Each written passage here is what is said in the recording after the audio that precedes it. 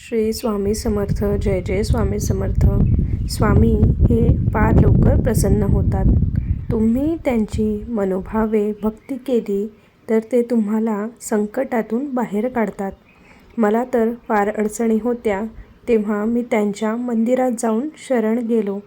त्यानंतर माझी सर्व दुःखे दूर झाली. माझी आई त्यांच्या फोटोला जेव्हा गंध लावायची त्यावेळी ओम त्रिशूळ अशी चिन्हे आपोआप यायची. त्यांची आठवण मनापासून काढली की सुगंध यायचा. माझी स्वतःची अशी इच्छा होती की सद्गुरू मिळावेत. त्यासाठी स्वामींची गुरुरूपात भक्ती करायचो. त्यांची 9 वर्ष सेवा झाली आणि त्यानंतर माझे गुरु मला मिळाले. खोलीमध्ये राहत होतो. ते काम करत होतो असल्याने शनिवार रविवार असे प्रसंग आले. असो प्रसंग आला की मी जेवण करून आलो आणि माझ्या खोलीत बसलो होतो. मध्यंतरी माझ्या खोलीचा साथीदार आला. म्हणाला, उद्या प्रसंग आहे, आपण अक्कलकोटला जातोय, येशील का? तेव्हा मी 12 वाजता अक्कलकोट येथे आलो. वाहतूक स्टँडवर उतरलो. वाहतुकीतून उतरलेले प्रवासी सोडले तर आजूबाजूला कोणीच नव्हते. तेथे एक मला गुरु भेटले आणि गुरुवरचा विश्वास माझा वाढला. भिवू नकोस, मी तुझ्या पाठीशी आहे, हे वाक्य स्वामी समर्थ महाराज यांचे आहे. यांच्या नावातच लाखो भक्तांचे प्रेम दिसून येते. एवढे अनुभव आणि विश्वास बसणार नाही. त्यापेक्षा सोपे आहे, तुम्ही स्वतः सेवा करा आणि अनुभव घेऊन पहा. परब्रह्म श्री स्वामी समर्थ महाराज 1856 मध्ये अक्कलकोट येथे प्रकट झाले. दत्त संप्रदायाची परंपरा अखंडित चालू ठेवण्यासाठी स्वामींनी अनेक वेळा शिष्यावर तयार केले. हिमालयात संचार करीत असताना देवलाग्राम येथे व मोगलाईत राजुरी गावी त्यांनी मठ स्थापना केली. त्यावेळेस उपदेश केला की मठाचा उद्धार, मठावेदशास्त्र चर्चा व्हावी, संसारी लोकांच्या पोटी दया उपजावी आणि प्रेमबुद्धी वाढावी, गुरुसेवा व्हावी, भजन कीर्तन प्रवचन चालू असावे. प्राकट्य काळात श्री स्वामी समर्थांनी एकट्या बाळप्पाला अक्कलकोटचा किल्ला रक्षणासाठी ठेवून अनेक उत्तम अधिकारी पुरुषांवर पारमार्थिक कृपा करून किल्ला बांधून राहावे. समुद्रतीरी एक झाडाखाली दुसरे झाड वाढत नाही, जेथून आलास तेथे जा असे सांगितले. तर काहींना काही विशिष्ट जागी जाण्यास सांगितले. श्रींनी तयार केलेल्या ईश्वरनिष्ठांच्या मांदियाळीच्या याज्ञात अज्ञान शिष्याची प्रशिष्यांची संख्या सहज 200च्या घरात जाईल. श्री स्वामी हे दत्तगुरूंचे अवतार कार्य पुढे चालवत आहेत.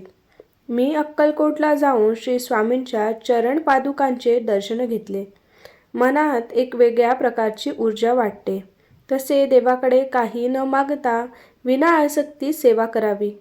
दुःख सुख हे तर या मोहमाया जोपर्यंत सचेतन देहात आहे तोपर्यंत येत राहणार. ज्या दिवशी जन्म झाला त्याच दिवशी मृत्यूचा जन्म झाला. त्यामुळे या अटळ गोष्टी असून फक्त वेळ माहीत नाही. जोपर्यंत देहचेतना तोपर्यंत कुठल्याही प्रसंगाला सामोरे जायची शक्ती मिळो, हीच विशेष मागणी आहे. मला श्री गजानन महाराज साईबाबा यांची महती गुगलवर वाचून समजली. नंतर मी विचार केला, स्वामी समर्थांविषयी सुद्धा खूप लोक बोलतात, आपण सुद्धा माहिती पाहावी. एक दिवस खास वेळ काढून मी गुगलवर स्वामी समर्थांविषयी जेवढी तेवढी माहिती मिळवली. तेवढी माहिती आजपर्यंत साई नामस्मरण, नंतर श्री गजानन महाराज यांचे नामस्मरण यांच्या चांगल्याच प्रचिती आल्या. श्री स्वामी समर्थांविषयी वाचून झाल्यावर अशक्य ते शक्य करतील समर्थ याची प्रचिती घेण्यासाठी मागील 2 आठवड्यापासून 24 तासापासून जेवढा वेळ मिळेल पुन्हा झोपेपर्यंत आणि झोपेत जाग आल्यावर सुद्धा पुन्हा जाग आल्यावर रात्री झोपेपर्यंत नामस्मरण करीत राहिलो. मी एका वास्तुशास्त्र तज्ज्ञाकडून माझ्या राशीप्रमाणे माहिती घेऊन रात्री झोपण्याची दिशा ठरवून घेतली. मला पश्चिमेला डोकं आणि पूर्वेला पाय करून झोपायला सांगितले.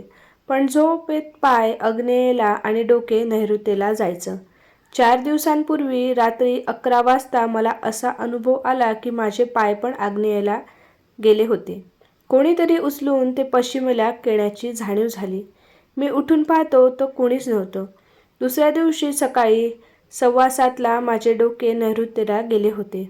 त्यावेळेस कोणीतरी कमरेत हात घालून दोन्ही पाय हातांनी उचलून माझं डोकं पश्चिमेला येईल असं केलं. मी पत्नीला विचारले, तेथे कोणीच नव्हते. पत्नी ही म्हणाली, मी स्वामी समर्थांची कृपा. त्या पूजेच्या प्रभावाने 9 महिन्यात आपल्याला स्वतःच्या घराची इच्छा पूर्ण होऊ शकते. पण झोपायची दिशा कटाक्षाने पाळावी लागते. आम्हाला ही आर्थिक परिस्थिती ठीक नसल्याने स्वतःचे घर घेता आले नाही. एप्रिलपासून डिसेंबरपर्यंत 9 महिने झाले होते. 15 दिवसांपूर्वी स्वामी समर्थांच्या मनात म्हणालो, अशक्य ते शक्य करतील स्वामी. त्याची अशी लोकांना प्रचिती आली तशी मलाही आल्यास मी तुमचे आजन्म नामस्मरण करेन. तेव्हापासून त्यांचे नामस्मरण सुरू केले. समर्थांनी माझी परीक्षा घ्यावयाचे ठरवले. 8 दिवसापूर्वी आमच्या बजेटमध्ये एक घर मिळालं. ते एका स्त्रीच्या नावावर होते. त्या स्त्रीने होकार दिला. मी तेव्हा माझ्या पत्नीला सांगितले की स्त्रीने होकार दिला तेव्हा माझ्या पत्नीला सांगितले. मला दोन माझ्या दिशेला झोपवले. समर्थांनी मला आता घरसुद्धा आपल्या बजेटमध्ये मिळवून दिले. तेव्हा माझ्या पत्नीने मला मानले आणि आम्ही तयारीला लागलो. मला स्वतःचे घर घ्यावयाचे होते. एका घर कमी किमतीत मिळत होते, पण आमच्याजवळ त्याच्या खरेदीसाठी लाख रुपये कमी पडत होते. आमच्या एका नातेवाईकाने ते देण्याचे कबूल केले, पण ते आणण्यासाठी एका विशिष्ट गावी प्रवास करून जायचे होते. त्यासाठी लगेच 5,000 रुपये लागत होते. माझ्या पगारातून बचत करून घर खरेदीसाठी पैसे जमवले. 1 लाख कमी होते आणि दुसऱ्या दिवशी प्रवास करायचा. आदल्या दिवस 5,000 कुठून आणायचे हा प्रश्न पडला. सध्याच्या महागाईच्या काळामध्ये मध्यमवर्गीय लोकांना कसले तरी महिना काढावा लागतो. त्यात स्वतःचे घर हे मोठे दिव्य आणि 1,000त 5,000 मिळवणे मोठे कठीण. कारण सध्या लोक व्याजाने सुद्धा लवकर पैसे देत नाहीत. तेव्हाही स्वामींवर विश्वास ठेवून अशक्य ते शक्य करतील स्वामी हा जप सुरू ठेवला. आमच्या शाळेच्या एका वर्ग मित्राला संपर्क केला, ज्याच्याकडे आधी मी 500 रुपये उसने मागितले होते. त्याने नकार दिला. त्या खरी परिस्थिती सांगितली. आता 5,000 उसने मागितले आणि समर्थ कृपेने त्याने 3 तासात मला फोनपेने 5,000 रुपये पाठवले. दुसऱ्या दिवशी प्रवास करून 1 लाख रुपये आणले. ज्या दिवशी मला पैसे देऊन आमच्या नावावर घर करून घ्यायचे होते त्या दिवशी अचानक त्या स्त्रीने आम्हाला एवढ्या कमी किमतीत घर विकायचे नाही असे म्हटले. तेव्हा मात्र माझ्या पत्नीने लगेच सांगितले, आता तुमचे समर्थक कोठे आहेत? अशक्य ते शक्य झाल्यावर परत नकार कसा आला? मी गप्प बसलो. मनात म्हणालो, देव आपल्या श्रद्धेची परीक्षासुद्धा पाहू शकतो. काही झाले तरी समर्थांचे नामस्मरण सुरूच ठेवावे. म्हणून मी ते सुरूच ठेवले. परंतु माझ्या पत्नीने मोबाईलच्या डीपीवरील समर्थांचे चित्र लगेच काढण्यास सांगितले आणि मी ते तिच्या समाधानासाठी काढले सुद्धा. परंतु समर्थांचे नामस्मरण सुरूच ठेवले, कारण ती माझ्या मनात पाहू शकत नव्हती. मी एकच जप सुरू ठेवला, अशक्य ते शक्य करतील समर्थ. आणि पुढचा चमत्कार झाला. त्या स्त्रीच्या बहिणीने फोन करून आम्हाला परत येण्यास सांगितले व तिच्या बहिणीने तिला सांगितले की मला देतील ते पैसे, तेवढे पैसे मला दे. मी भिशी टाकून 1 वर्षांनी ते पैसे अधिक लाख तुला मी जास्तीचे देईन. पण हे लोक चांगले दिसतात, असे लोक आपल्याला मिळणार नाहीत. पैसे काय, 1 वर्षाने तुला माझ्याकडून 1 लाख रुपये मी जास्त देईन. अशक्य ते शक्य करतील समर्थ. दुसऱ्या दिवशी पैसे घेऊन जायचे होते. त्याच्या आदल्या दिवशी आमच्या भाऊची फोन येऊन रात्री 9 वाजता आला. त्यांनी अर्धांगवायू झालेला असल्याने स्पष्ट बोलता येईना. 3 मिनिटे ते बोलले पण काहीच समजले नाही. मी बहिणीला फोन देण्यास सांगितले पण त्यांनी तिला नाही दिला. एवढी पुसटशी कल्पना आली की माझ्या बहिणीची तब्येत 10 दिवसांपासून ठीक नाही. 10 दिवसा अगोदर मी तिला फोन केला तेव्हा फार आजारी होती. मी फोनवर बोलण्याचा प्रयत्नसुद्धा केला पण तिला बोलता येत नव्हते. भाऊच्या दुखण्यामुळे ती सुद्धा नोकरी करत होती. मी आणि पत्नी दोघेही घाबरलो. समर्थांना प्रार्थना केली की तुम्हाला सर्व गोष्टी करणे शक्य आहे म्हणून देवा उद्या सकाळी असा फोन येऊ दे की सर्व ठीक आहे आणि मी नोकरीला जात आहे. एकीकडे दुसऱ्या दिवशी पैसे देऊन घराचा ताबा घेतला नाही तर घरा हातचे जाईल ही मनात भीती होती. तर दुसरीकडे बहिणीची तब्येत खरेच जास्त खराब असेल तर बहिणीच्या गावी जावे लागेल ही मनात भीती होती. त्या दिवशी रात्रभर मला आणि पत्नीला झोप आली नाही. ती माझ्यावर सारखी चिडत होती. काही चांगलं करावं तर तुमची बहीण आडवी येते. मी त्या रात्रभर समर्थांचा जप केला. हे समर्था, तुमच्या सामर्थ्याने असे काही करा की उद्या सकाळी सर्व ठीक असल्याचाच फोन येऊ दे. दुसऱ्या दिवशी सकाळी बहिणीचा फोन आला. मी म्हणालो, काल भाऊजी बोलले तेव्हा तू का नाही बोललीस? तुझी तब्येत जास्त खराब झाली म्हणून आम्हीच घाबरलोच. ती म्हणाली, मी खाली तर घरमालकीणकडे गप्पा मारत होते. मला घरी यावयाला फार उशीर झाला. तुमची झोप मोड नको म्हणून मी सकाळी फोन लावला. सध्या माझी तब्येत ठीक असून मी नोकरीवर जात आहे. अशक्य ते शक्य करतील समर्थ. शेवटी तिच्या बहिणीने आम्हाला परत बोलावून परवाच ते घर आमच्या नावावर करून दिले. आता मात्र माझ्या पत्नीने मान्य केले, कितीही संकट आले तरी समर्थांचे नामस्मरण सोडू नये, कारण अशक्य ते शक्य करतील समर्थ. आजच्या या विज्ञान युगात जर मनःशांती हवी असेल तर फक्त नित्यसेवा पुस्तक खरेदी करावे आणि मिळेल वेळ तेव्हा ते वाचावे. आपल्याला जे आवडेल ते मनाला भावेल ते अगदी मनापासून व शुद्ध हेतू, प्रामाणिक प्रयत्न, श्रद्धाभाव, बाकी कोठेही जाण्याची गरज नाही, कारण अशक्य ते शक्य करतील स्वामी. तुम्हाला देव भेटला या प्रश्नाच्या खाली दिलेल्या कमेंट बॉक्समध्ये तुम्ही श्री स्वामी समर्थ लिहून सांगावे की तुमची स्वामींवर किती श्रद्धा आहे. अक्कलकोटच्या स्वामी समर्थांना असंख्य लोक त्यांना आलेल्या अनुभवामुळे मानतात. त्यापैकी एकाचा उल्लेख माझ्या एक अन्य उत्तरात सापडेल. आपल्याला अधिक विस्तृत जाणून घेण्यासाठी स्वामी चरित्र वाचावे. स्वामी समर्थ म्हणजे अनंत कोटी ब्रह्मांडाचे मालक. महाराजांना काहीही अशक्य नाही. त्यांची कृपा असल्यास अशक्यही शक्य करतात. स्वामी त्याच तुम्हाला प्रत्यय येईलच. श्रींची लीला या अगम्य, अतव्य आणि अद्भुत असतात. त्यांचे महात्म्य शब्दात सांगणे कठीण. अहो, जे वेदात जमले नाही ते आपल्याला कसे जमणार? श्रींचे वर्णन करताना वेदही नेती नेती म्हणत शांत झाले.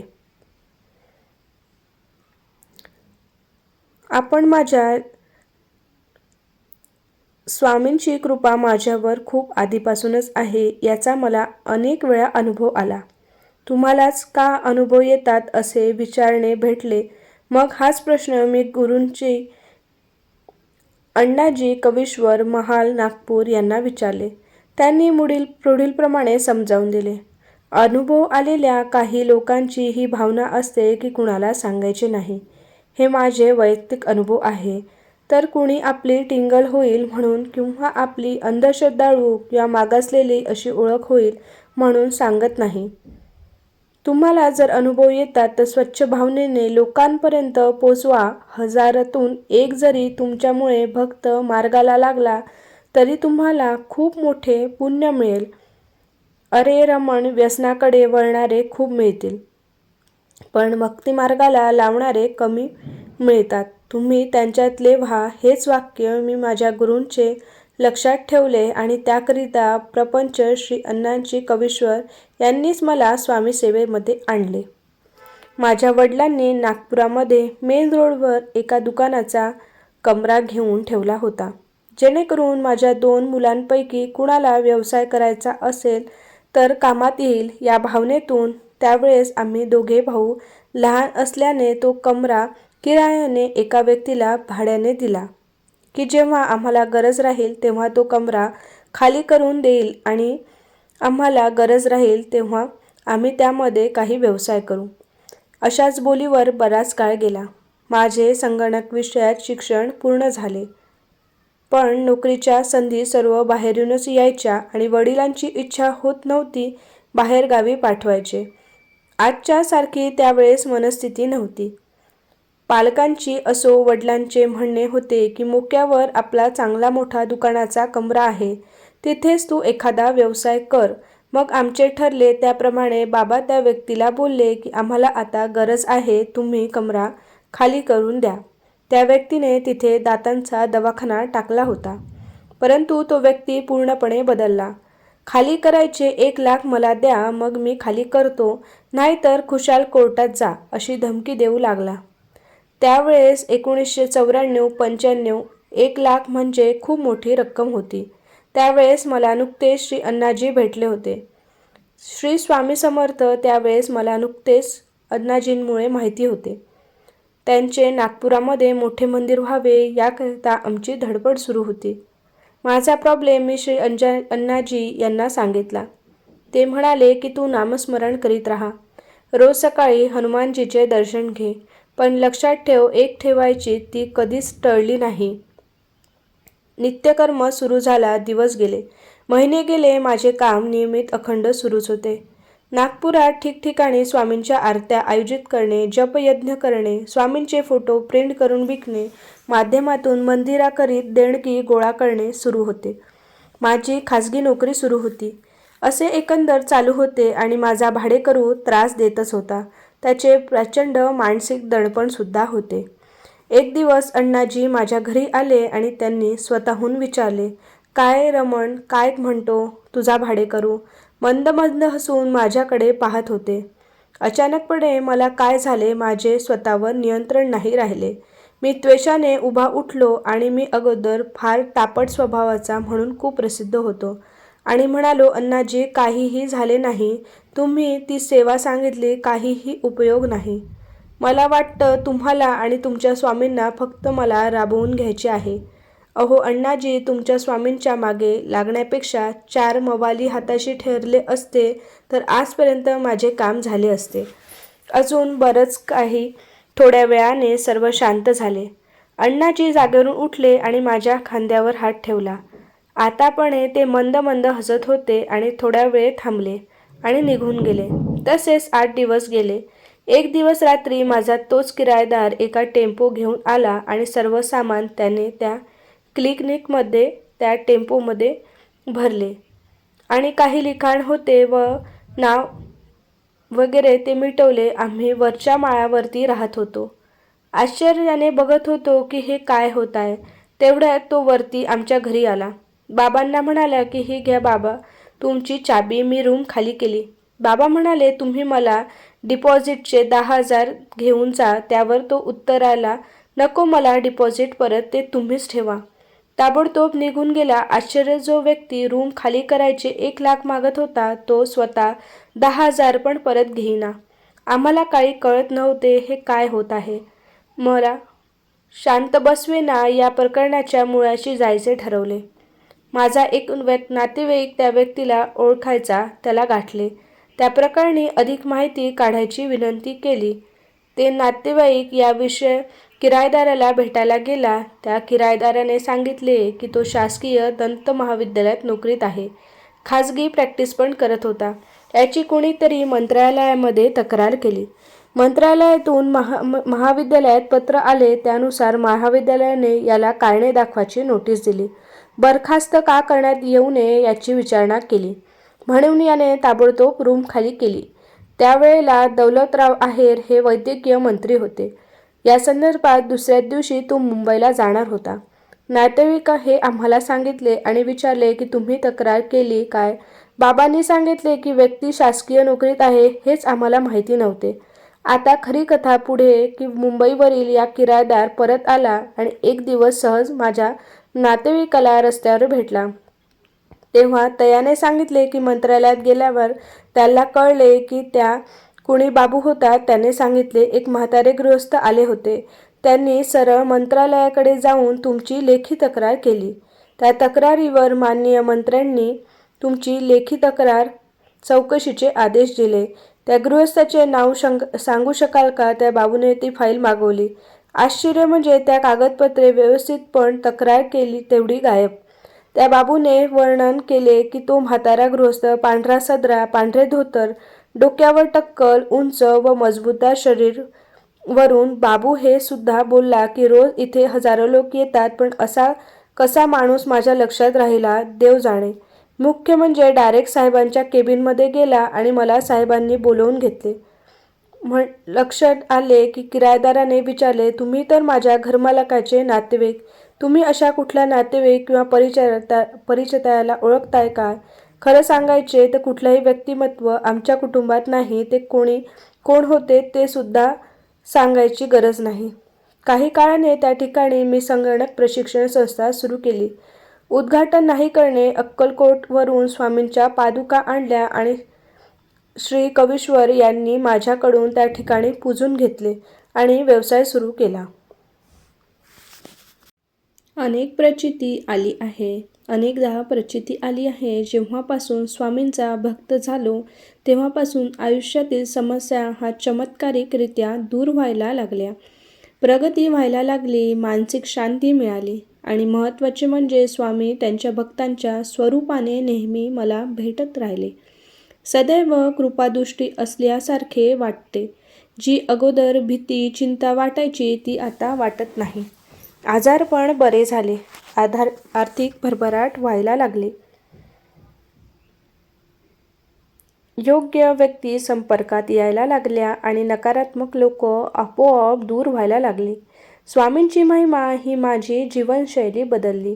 तुम्हाला पण स्वामींच्या महिमेची प्रचिती येऊ शकते. फक्त तुम्हाला स्वामींशी एकरूप व्हायला हवे. जर तुम्ही स्वबाजूला केला तर स्वामी तुमच्यात येतील नक्की. किती प्रॉब्लेम असो, कॉम्प्लेक्स असो, भरकटलेला शब्द आहे हा, नाही का? म्हणजे आधी महिमा आहे हे गृहीत धरायचे. मग त्या विभूतीला तुम्हाला प्रचिती द्यायची आहे हे देखील गृहीत धरायचे. ज्यांनी ईश्वर स्वरूप धारण केलेली माणसे आजही समाजात आहे. शेवटचा चांगला सात्विक माणूस गेल्याशिवाय या जगाचा अंत होणार नाही आणि शेवटचा सात्विक माणूस असेपर्यंत काही होणार नाही. ही साखळी चालूच राहणार. फलप्राप्ती इच्छित माणूस हा समर्थांची सेवा करत राहील.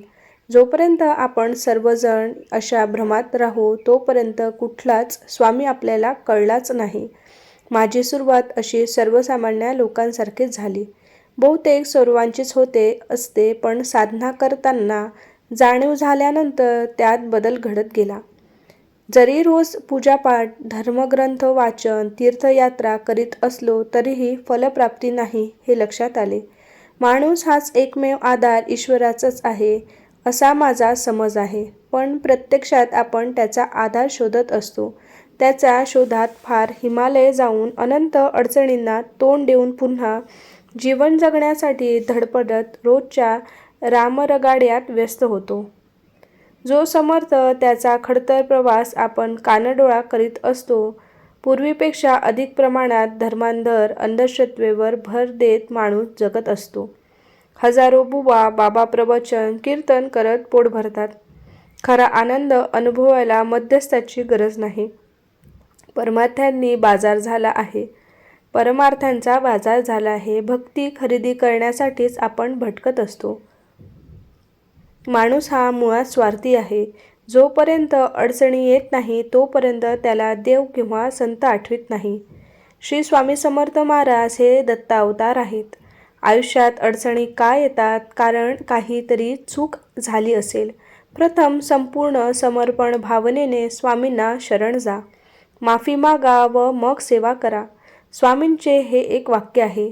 मी तुझ्या पाठीशी आहे हे आश्वासन आहे. पण केव्हा तुम्ही प्रयत्न केला तर, तुम्ही भक्ती केली तर, तेव्हा मनातल्या योजलेल्या सर्व गोष्टी पूर्ण होतील. मनात शंका न ठेवता विना विलंब सेवा चालू करा. नुसती पूजा करून माणसांच्या अडचणी दूर होत नाहीत, तर त्यासाठी स्वतःचे आचरण शुद्ध आणि प्रामाणिक व्यवहार हवा. स्वार्थी बुद्धी नको, तर आपली बुद्धी, श्रद्धा व मनातील भाव आढळ दृढ निश्चय असावा. तरच आपण नित्यसेवेस हातून होणाऱ्या कर्माचं फळ मिळतं आणि सदैव मिळत राहतं. नवनाथ म्हणजे नवनाथ यांच्यातील पहिले नाथ हे स्वामी मच्छिंद्रनाथ. त्यांनी साक्षात शिवाकडून ध्यानप्राप्ती केली होती आणि पुढे दत्तगुरू यांच्या मार्गदर्शनाखाली नाथपंथाची स्थापना केली. आता यात बऱ्याच कथा आहेत. शिवाकडून घेतली तर दत्तगुरूंच मार्गदर्शन कशासाठी? मुळात हिंदू धर्म शिव, विष्णू व ब्रह्म हे एकच स्वरूप अस्तित्व आहे. नवनाथ हे सर्व नाथ पूर्व जन्मी नवनारायण म्हणून ओळखले जातात. व्यापार युगात भगवान कृष्णाने नवनारायण यांना बोलवून येणाऱ्या काळात धर्माच्या उन्नतीसाठी आपल्याला नवनाथ स्वरूपात कार्य करायचे आहे असे सांगितले होते. म्हणून नवनाथ हे शिव आणि विष्णू या दोन्हीही देवता समान पूजल्या जातात. तसं पाहिलं तर हिंदू धर्मात प्रामुख्याने 3च पंथ आहेत. शैव प्रमुख उपासना देव शिव आणि महादेव यांची इतर रूपे, वैष्णव मुख्य उपासना विष्णू आणि त्यांची इतर रूपे, शाक्त प्रमुख उपासना देवी शक्ती सती आणि तिची रूपे. तसं आधी सांगितल्याप्रमाणे नवनाथ हे शैव आणि वैष्णव या दोन्ही पंथांचे उपपंथच आहेत. पण कुठल्याही नवनाथांच्या मातृपोटी जन्म नाही, पण नाथांची मुख्य विद्या ही शबरी विद्या देवी या स्वरूपात आहे. तिला ते मातेसमानच मानतात.